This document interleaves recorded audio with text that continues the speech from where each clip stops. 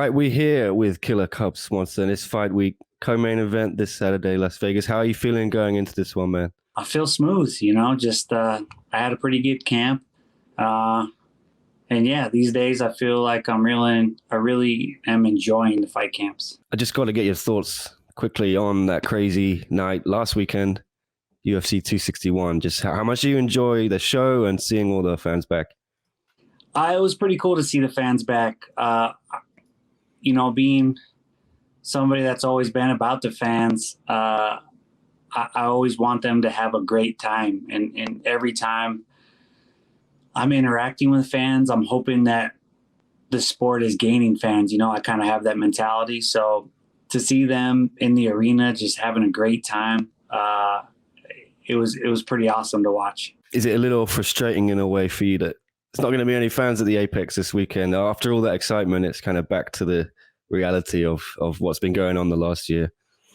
I mean, personally, I don't mind it. I'm kind of liking the no crowd for myself because, I mean, honestly, the crowd could make your emotions run a little high.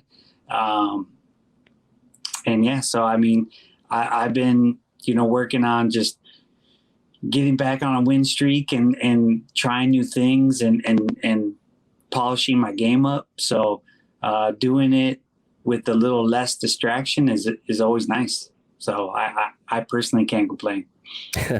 Interesting. Yeah. Well, you mentioned that you're on a 2-fight win streak now. Brilliant finish last time out. You feeling like you're getting back to your best now a little bit? Yeah. It sucked to have a little bit of a losing streak. That was the hardest time for my career. But I had a lot going on. I had changed camps and was trying new things. And I feel like I just got back to really doing things that made me great and, been able to change my mentality, kind of grow up as a fighter, being a father, so much has changed. So, to be able to stay in this game so long, you have to be willing to evolve. And sometimes you end up taking a step or two backwards and you can't get too down about it. You just got to keep moving forward. And so I'm starting to see the light at the end of the tunnel of those decisions were the right move. Yeah. How did you deal with those setbacks? Going on a 4-fight losing streak. What's the frustration like with that when you just, what were your emotions like during that whole period of time? Just doubt, questioning if you were doing things right, which is what you should be doing. But it plays a lot of tricks on you and knowing like, am I headed in the right direction? Should I be doing something differently? So it was difficult and, you can end up taking it out sometimes on people around you. So it just, when fans try to say, don't take things personal, like, man, this is our life. It's hard not to. So when you're winning, things are good. People are nice to you. When you're losing, people are they treat you differently, and that's just inevitable. So try not to dwell on it too much, trying to just stay positive, keep trying to be better and just trust the process, really. And you're fighting Giga Chikadze this weekend. He's on a 7-fight win streak, 5 in the UFC. What have you made of his progress? I think he's doing really well. I've known him since before he had a pro MMA fight. My manager was talking about wanting to manage him and was talking to me about him and wanting me to spar with him and stuff like that. And we never really worked together. We're just friendly. So yeah, I've known about him for a long time. I think, I've watched his last fights now. I think he's doing a great job. I think he still has some holes in his game for being at this high level. But he's definitely dangerous. He's a decorated striker. So I think me and him make for an exciting fight. Yeah, I was going to ask you, how do you like this matchup? How do you see it going? I mean, I love the matchup. I think my creativity can give him problems. I know I need to be aware of his best weapons. I'm sure he's going to try to bring some new stuff to the table, but I will try to as well. So overall, I think it's about who executes better. And you've had some fun this year with a few tweets calling out the media a little bit. You definitely make some fair points, but does that come from a place of frustration with what you see in the media and you want to change how they cover the sport, or is it just a bit of fun? It was a little bit of both. I'm very tired of the media bait clicks, in all media, and, but I was really just talking about, MMA media and sports media in general, just because I find it a little unfair. I miss the feel good stories, and let's talk about, why a fighter or an athlete is doing great, not try to, pin them into a corner of something that you tricked them into saying, and just so you can get a lot of love for your article or whatnot. I'm not a fan of that. I think, I wish that wasn't the way things were. So that's why I was calling them out. But the reality of what I was trying to say is, I wish you could understand what it feels like to go through fight week, to have a scheduled date of getting into a fight with someone and having that emotional roller coaster over the course of 3 months, and your whole family have to deal with that as well. And then have to cut weight and barely be eating, and then have to help for someone on the other end more perspective. And that's all I wanted, just gain some perspective of what we're going through. Yeah, and do you think it would really help if media did have more experience, of a fight camp, of a fight week? I do think there's a fair point there. Yeah, I really do. And I didn't mean it malicious at all.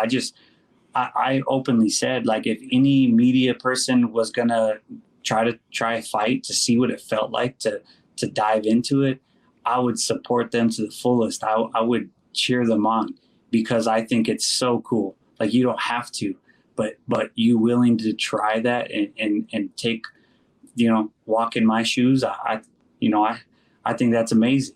So like I said, I think it can help them gain some perspective, and that's all. And I think some media hit back saying, "Oh, well, fighters don't know what we have to do and what we go through." Do you see their side of that argument as well? Oh, 100%. I know nothing of the stress of a deadline or the stress of I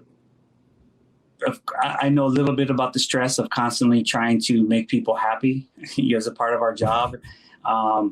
And, I don't have to be the most popular person.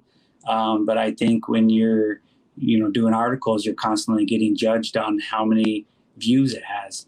And that sucks, and not by the quality of your work or the authenticity of your work. It's just about how many views did it get. So I could understand that. And, if I was challenged to try the other way, I would give my best effort.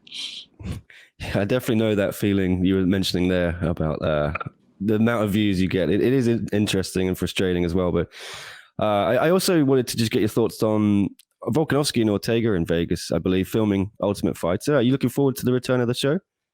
Oh, yeah. I thought that was really awesome that their fight, unfortunately it got pushed back, and I think it was best for both guys and to get this opportunity. I have a teammate that's on the show, and, I have no idea how he's doing, but I hope he's doing great. And his name's Dan Argueta. He's one of my main training partners. He's lived with me on and off. I've been helping him out for a long time, so I'm excited to see the show, and I think those guys will do a great job as coaches.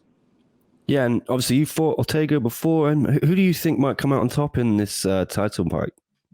Well, me and Ortega, we had our thing, and then we started training together a little bit, and we've actually been able to learn a lot from each other.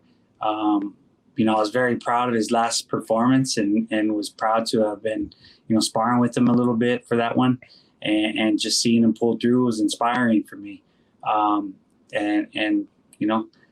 Volkanovski, I think he's a super talented fighter and a great champion. So,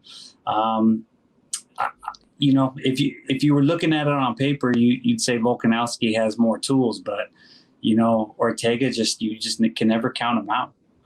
The way he looked against the Korean Zombie, he looked flawless. So, man, it's a tough one to pick.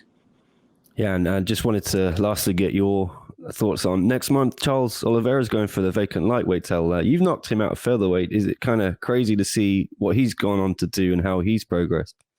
Yeah, I'm super proud of him because,